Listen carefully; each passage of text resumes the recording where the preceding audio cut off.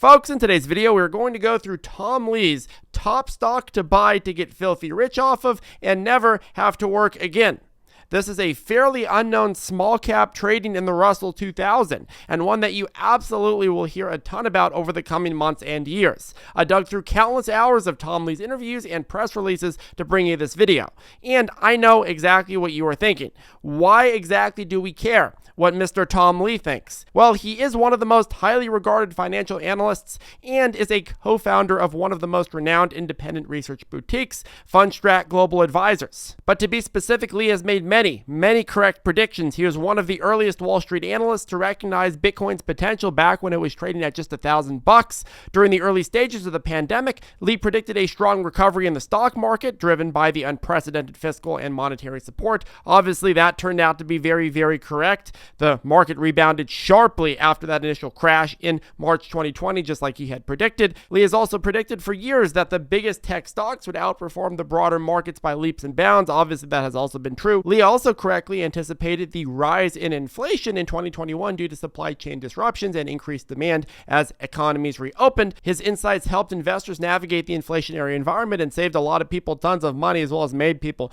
tons of money. Lee also famously nailed the 2023 rally. Now, obviously, past performance doesn't equal future returns, and Lee has been wrong in the past too. But nonetheless, given his overall stellar track record, it makes sense to pay attention to what he is saying. And in today's video, we're going to go through 4 major points. A, Tom Lee's market predictions for the next 12 months.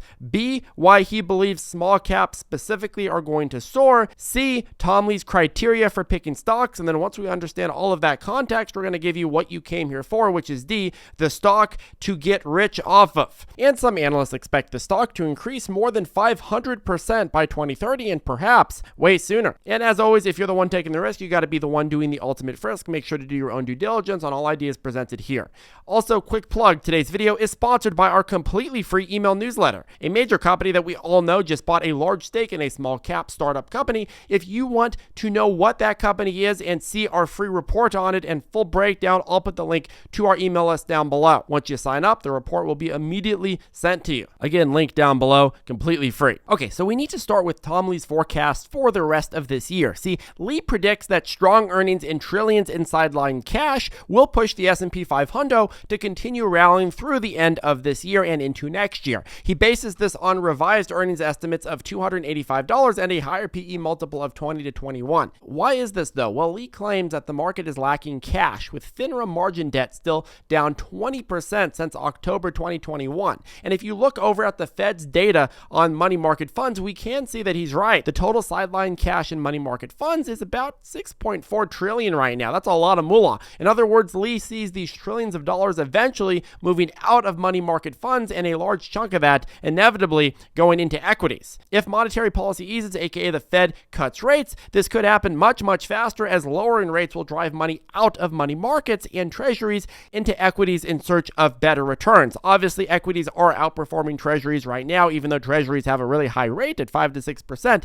But at the same time, hey, that's a risk-free rate, and people have been very cautious about the stock market, even though it has been rallying to newer and newer highs. But the minute that rates start going down and dropping like a rock, all of a sudden there's going to be no choice, and they got to invest all of these trillions of dollars somewhere. And that's either going to go into real estate or equities, maybe some into cryptocurrency, but the volume of trillions of dollars, a lot of that is just simply going to go into the stock market, and that is the argument that Tom Lee is making here. In terms of the overall economy and its relation to the stock market, Tom Lee also predicts that a global labor shortage of about 80 million workers by 2030 will drive a significant increase in tech stocks. He's been very bullish on tech stocks for the last 5 to 6 years. I know that's not a very contrarian opinion, but he's been projecting some of the most bullish numbers for tech stocks for many years, and every single time he's come out when tech stocks have reached a new high, people have said, oh, he's just an endless permabull who has no sense of when things are in a bubble or when things are about to pop. But he's been right over and over again. And now he expects the technology sector share of the S&P 500 to grow from its current 30% to 50%. 50%. half. Lee argues that artificial intelligence will play a crucial role in boosting productivity to address the labor shortage that he projects, and he estimates that companies will spend about $3.2 trillion annually in AI technology. $3.2 trillion spent just on AI is a massive, massive industry. That's going to drive a massive, massive increase in industry, and lots of companies are going to come out of the woodworks making hundreds of billions of dollars that today aren't making anything. That means a lot of opportunity for wealth creation. And folks, historically, global labor shortages have led to substantial growth in tech stocks, as seen between 1948 and 1967 and 1991 to 1999, and he believes that's going to happen again. He specifically talks a lot about NVIDIA. He's a big fan of the company. He believes that with its substantial annual revenue, it's still poised to benefit a lot more significantly from the AI wave. And Lee also believes that NVIDIA, like a lot of other stocks with real results, are not really in a bubble like the dot-com era because its high-priced, scarce chips offer a more sustainable value compared to the low-priced products of the dot-com era. But bigger than this, he believes the overall S&P 500 will hit 15,000 by 2030. He said, quote, "I think we tried to look at a normalized situation, and in a normalized world, if this is a normal S&P cycle following demographics, S&P should be potentially 15,000 by the end of the decade. To me, as you move into a longer time frame, that's probably where I think we're moving towards," Lee said. You look at FundStrat's own data on this, well, the PE ratios when they made this chart show us at around mid-range historically. But if you believe FundStrat's ideas on forward PE ratios, well, we are probably still somewhere trading mid-range again, given the expected growth they are seeing over the coming years. Okay, but now I want to talk about his stance on small caps, which leads us to the main stock of this video. But first, here's the thing. Tom Lee started this year by saying that small caps will outperform the S&P 500 by at least 50% in 2024. And he has projected earnings, valuations, and revenue growth of small caps. He has projected they're set to outshine large caps in 2025. He's frequently highlighted parallels with 1999 when small caps outperformed by 650 basis points annually, totaling a cumulative 113% over 12 years. He explains that small cap stocks actually exhibit faster revenue growth, averaging 6.9% compared to 5.5% for larger caps, a difference of 140 basis points or nearly 25% faster growth across all quintiles. Additionally, Lee highlights the earnings growth potential of small caps, projecting a 19% increase in earnings per share, surpassing the S&P 500's 12% EPS growth. With their lower price to earnings ratios, small cap stocks appear more affordable and attractive to investors. Lee also notes that institutional investors have been underweight in small caps for years, creating an opportunity for a turnaround as small caps begin to outperform. And again, he loves to draw parallels between the 1999 situation, which again led to 12 years of small cap outperformance. Okay, but Charlie, if he's so bullish on small caps, what are his favorite ones? And which is the one you should buy if you want to get unbelievably and filthy rich? In order to find that stock, you have to understand the criteria that Tom Lee uses in order to find his favorites. And he's been very, very vocal about the factors that he uses, and I've compiled them in a notepad here today. But Tom Lee's strategy for picking stocks includes the following components. 1, valuation metrics. He focuses on the PE and the PB ratios to find undervalued stocks, your price to earnings, and your price to bookings. Number 2, he uses the earnings and revenue growth. He identifies companies with strong earnings and revenue growth potential. Number 3, market sentiment and fund flows. Very, very important. He analyzes investor behavior and fund flows to spot trends and tries to get in before the trend really realizes itself. Number 4, macroeconomic factors. He considers interest rates, inflation, and economic growth in his analysis. A lot of funds, they don't consider these things because they are morons. They think, oh, the company is just based on the underlying business. But no. The company's success is also based on the economic environment that it's in, where interest rates are, the inflation, how those things are being managed by the Federal Reserve, so on and so forth. Number 5, he looked at historical parallels. He uses historical market comparisons to predict future trends. Obviously, past performance can't predict future returns, but at the same time, they are very, very useful because history, while it doesn't have to repeat itself, it often rhymes, right?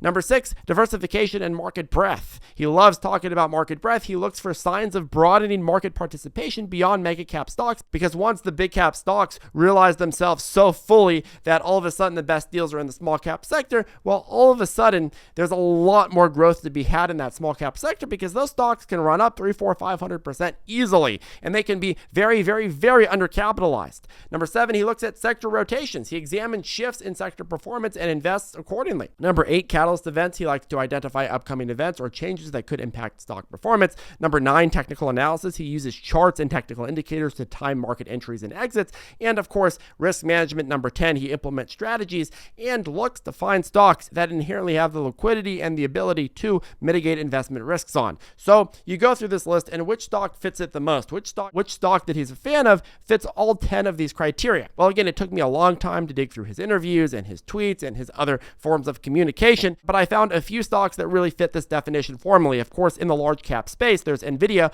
which, as we mentioned earlier, he sees as still very, very undervalued, especially when compared to Cisco, which didn't have anywhere near the pricing power or competitive edge that Nvidia has today. But again, I personally can't make the argument for this being a life-changing stock at this point. It's already up so much. We've talked about it for years, but it's already up so much that at this point, it's definitely not a life-changing stock. If it goes up another 2x, that's great, but is that life-changing? Not really. But in the smaller cap space, that's where you're going to start finding your life-changing stocks.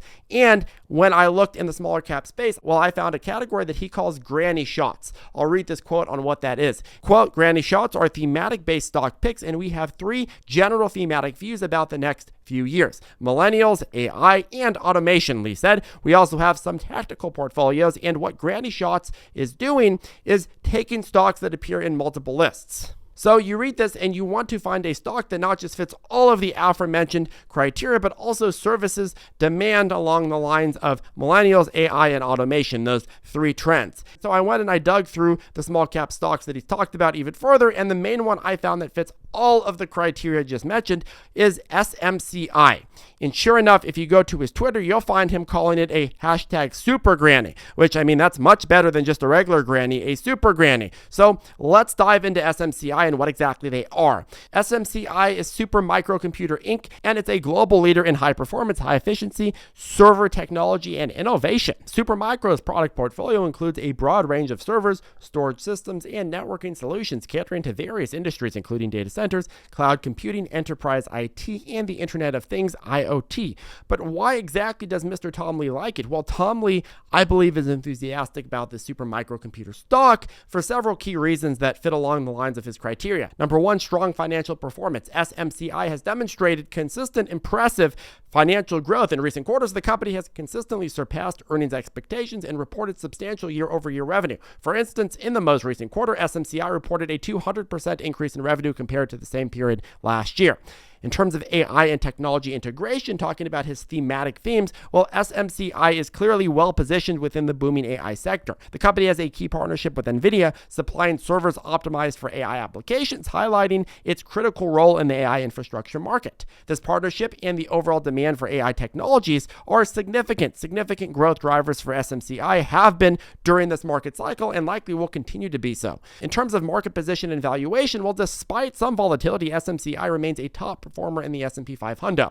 Its valuation metrics are extremely appealing, with analysts projecting significant upside potential regardless of the fact that the stock has gone up a lot already. In terms of the stock's price targets, well, analysts are projecting the stock will finish 2024 up 45% from current levels, which would put it at $1,229 a share, but then hit $1,793 by year-end 2025, $2,591 at year-end 2026, and you fast forward to 2030, you hit $5,095 a share, which is about a 502% return from current trading prices. By 2036, you hit $6,725 a share. Now, obviously, we know how markets work. If markets get more euphoric and bubbly, they can price in years of growth in advance, and if they get dysphoric, they can discount years that have already passed. But you got to remember, bigger picture with SMCI, even though it's gone up a lot the last year or two, it's still only a $49 billion company, and it's expected that tens of trillions of dollars will be spent over the coming decade on the AI revolution, and if SMCI can just capture a fraction of that market share, it would be dramatically undervalued at these current prices. It's very, very interesting. A lot of people will shine on a stock that's gone up for a while, just like they'll shine on a stock that's gone down for a while. But the fact of the matter is that when you're buying into a stock that's gone up for a while, at least you're in a momentum period. You're not going to get a good deal on that stock as you would if it was going down and you found it before everybody else likes it. But at the same time, I mean, if you're buying in during a market awareness stage when the stock is still way below its potential, potential, well, you're still not getting a bad deal and you're able to ride the momentum. As more and more investors are positioning into AI and different components that are needed for AI to be realized, well, it makes sense to pay attention. In terms of expansion and scalability, well, SMCI's ongoing expansion efforts include new manufacturing facilities to meet the growing demand for liquid-cooled data centers, and they're expected to drive further growth. These facilities will enhance the company's ability to deliver high-performance computing solutions globally. In terms of strategic partnerships, again, you got that NVIDIA, but you also have the company's inclusion in high-profile projects such as Elon Musk's XAI supercomputer initiative, which further underscores its strategic importance in the tech ecosystem.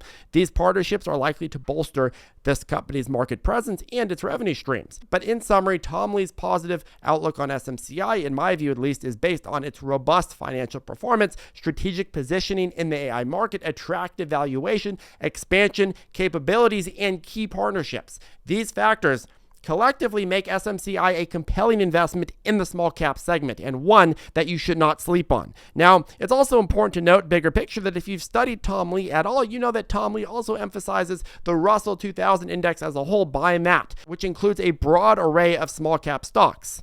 He is very, very bullish on small caps overall. I talked about before, he believes that small caps are going to outperform large caps in 2025. And so a Russell 2000 index, if we're being fair to Tom Lee's public predictions, is also a pretty solid investment. Anyways, folks, that caps off today's video. Let us know what you think down below. Make sure to get your absolutely free email research reports down below and find out about a small startup company that just got a big investment from a much bigger, well-known company that we all know. I'll put the link to that down below. If you sign up with that email list, you'll get emailed that report immediately. Anyways, have a good one, folks. We'll see you in the next video.